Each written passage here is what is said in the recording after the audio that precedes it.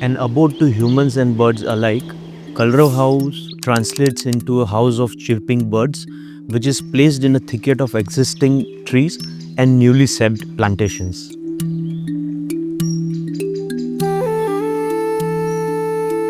Hi, I am architect Ronak Patel from VPA Architects.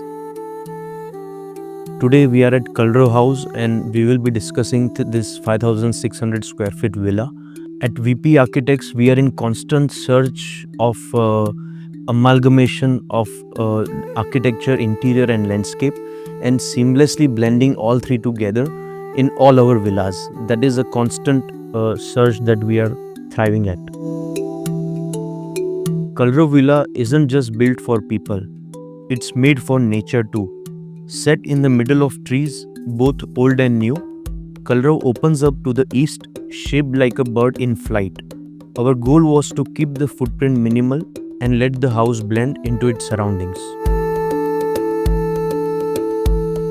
When we look at the site orientation, parking is placed in the front area. The north is towards the right. There are two entries into the house. One is from the center, this part, and other entry is from the parking side.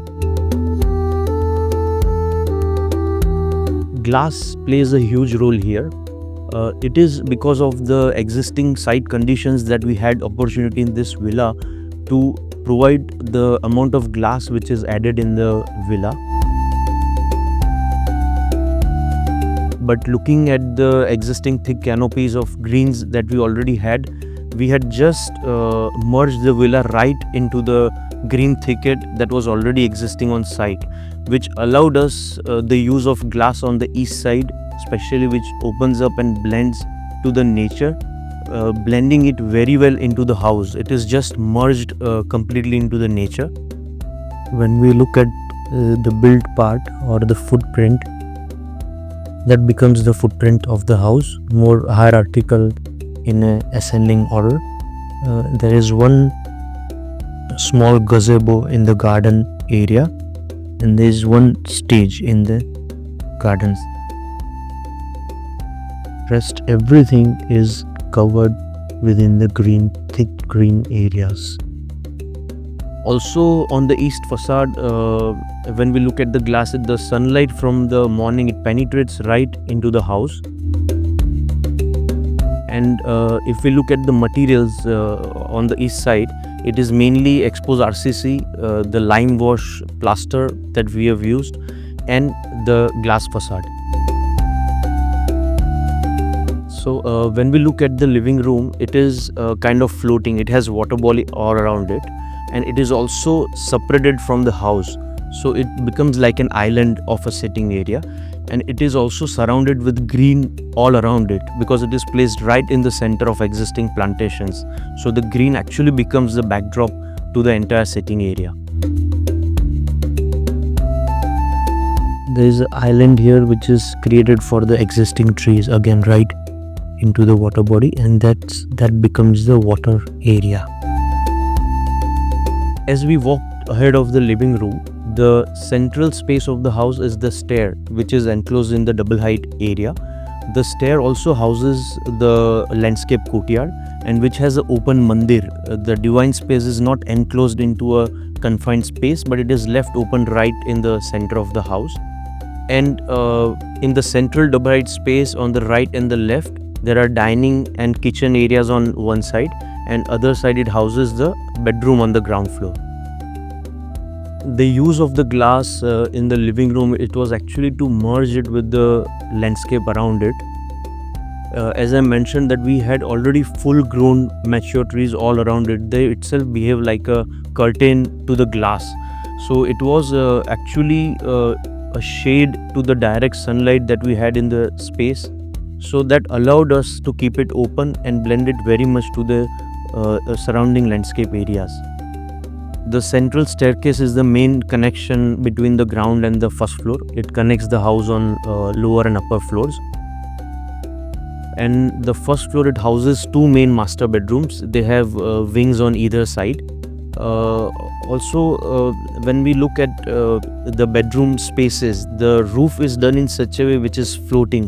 So you actually have the view of sky, the landscape around you, again with big panoramic glasses on both sides. We have the greenscapes around the bedroom, clear view to the sky and stars in the evening and night times. And it is almost roofless when you are in that space. So the glass which is used for villa, it is a clear glass that we have used. We did not wanted any reflective surface because we wanted a clear vision to the outside and inside as well. And it is a laminated glass. It is a double glass with lamination in center. That's the glass we have opted for. We have also not cut down any existing trees. In fact, the planning is done in around it, so there are no trees which have been cut off. Even there are many trees which are added to the villa.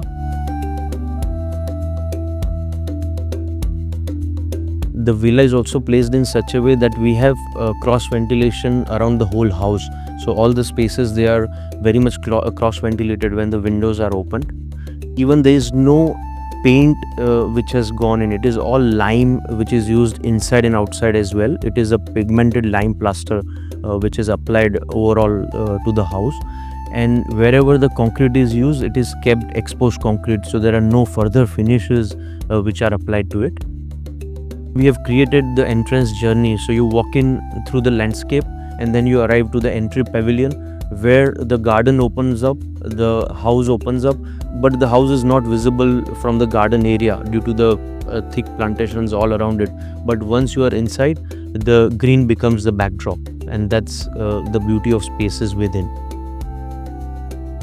What we envisioned or what we dreamt of, we have achieved more, because you cannot imagine the landscape that is achieved from sitting inside that space, because we just thought of trees when we were planning the house, but when we are inside and when we look around it, it keeps on continuously changing.